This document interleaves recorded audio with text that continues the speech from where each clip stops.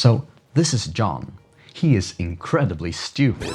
Oh, sorry John, didn't think you heard me. Anyways, John does not speak a single word of Chinese, but he is locked up in a room by himself in, let's say, Beijing. Suddenly, a set of papers filled with Chinese symbols slides into the room. John has no idea what they mean, but within the room he finds a book with a set of rules in English, which tells him how to proceed. John then begins to search for these exact symbols within the rulebook. Ah, he found it.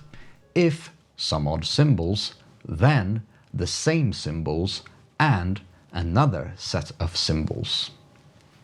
He combines these symbols and slides it out. Outside the room, we find a Chinese man who began the whole process.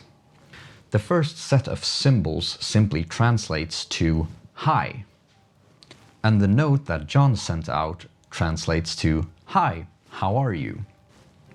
The Chinese man outside the room thinks to himself, "Oh, the man behind the wall knows Chinese. How wonderful."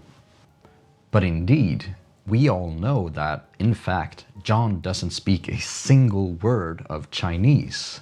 He is simply interpreting the syntactical properties, i.e. the actual look or form of the symbols, and following rules, much like the Turing machine.